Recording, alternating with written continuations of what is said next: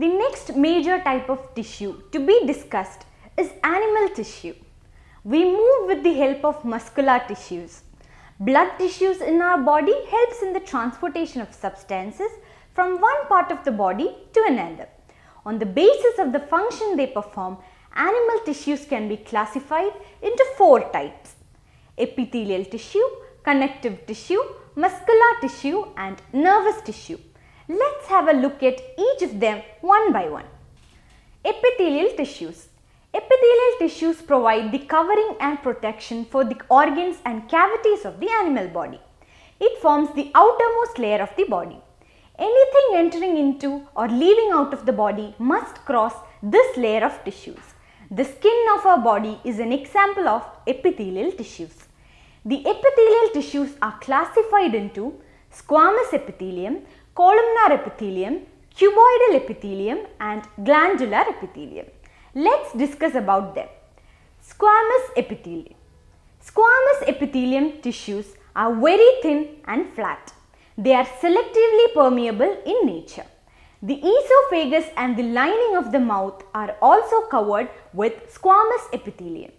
The skin which protects the body is also made up of squamous epithelium. In order to prevent the wear and tear, squamous tissues are arranged in layers to form stratified squamous epithelium. Columnar epithelial cells. The epithelial cells that form column shaped are referred to as columnar epithelial cells. They perform different functions such as absorption and secretion. Columnar epithelium with cilia is called ciliated columnar epithelium. Cilia are hair-like projections on the outer surfaces of epithelial cells which can move and thus pushes the mucus to clear it. They are found in the respiratory tract, the inner lining of the intestine, etc. Cuboidal epithelial cells. Epithelial cells that are cuboidal in shape are called cuboidal epithelial cells. It provides mechanical support and performs absorption and secretion. They are present in the lining of kidney tubules and ducts of salivary glands. Sometimes a portion of epithelial tissue folds inwards to form multicellular glands. These are called glandular epithelium. They can secrete substances at the epithelial surface. Connective tissue. Connective tissues are groups of tissues in the body that maintain the form of body, its organs, provide cohesion and internal support. In connective tissue, cells are loosely spaced and embedded in an intercellular matrix. The matrix may be jelly-like, fluid, dense or rigid. Blood, bones, ligament, cartilage, areolar connective tissues and adipose tissues are examples of connective tissues. Blood. In blood, the cells are loosely spaced in plasma. Plasma has 90 to 92% of water and contains white blood cells and platelets other than RBC. It helps in the transportation of respiratory gases, digested food, hormones and waste materials to different parts of the body. Next, we are studying about another connective tissue, bones.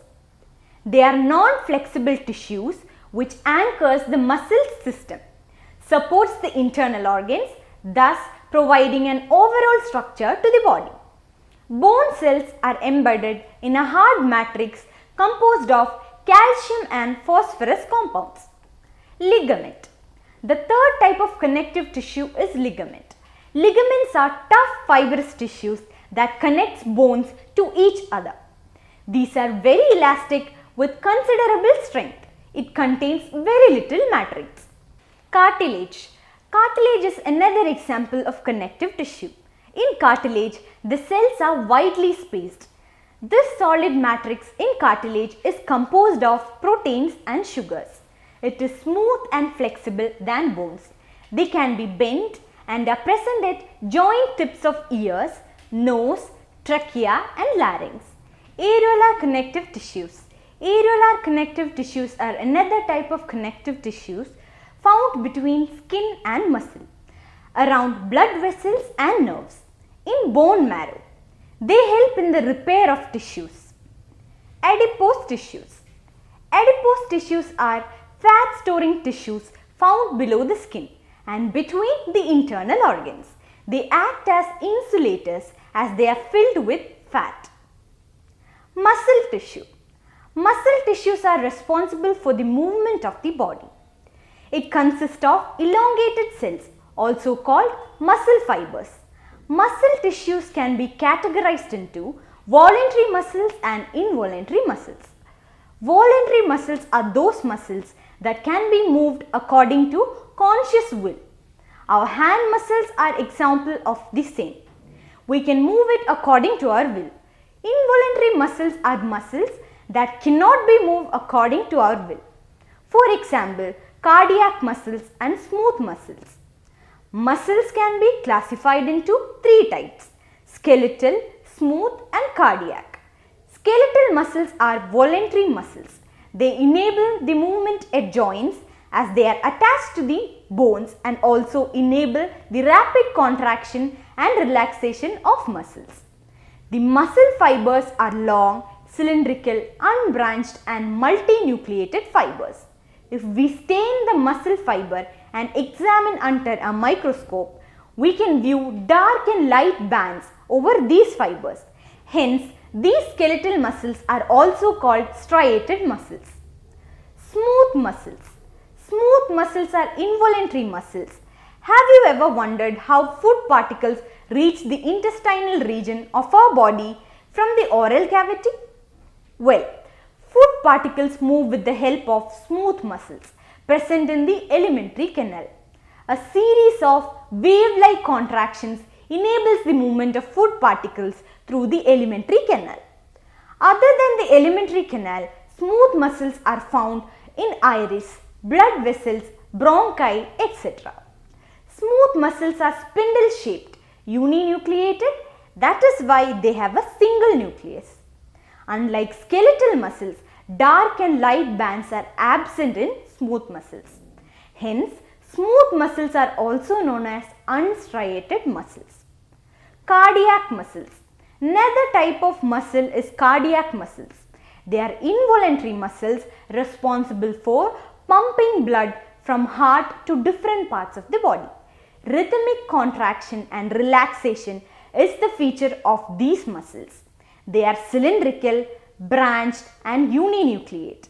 They are also called striated muscles. Nervous tissue. Cells of the nervous tissue are called nerve cells or neurons. A neuron is the basic building block of nervous system. Many nerve fibers bound by connective tissue make up a nerve. The signal that passes along the nerve fiber is called nerve impulse. Nerve impulses allow us to move our muscles as and when we want to. The functional combination of nerve and muscle tissue makes organs move rapidly in response to stimuli. Each neuron consists of a cell body in which the nucleus and cytoplasm are found. From the cell body, lengthy, thin, hair-like projections arise. These are called dendrites. It has a single long part known as axon. Axon splits into branches. Each branch ends in swelling called nerve terminals. Neurons receive impulses through dendrites. It passes through the axon and reaches the axon terminal, which in turn transmits the impulse to the target cells. They communicate information in both chemical and electrical forms.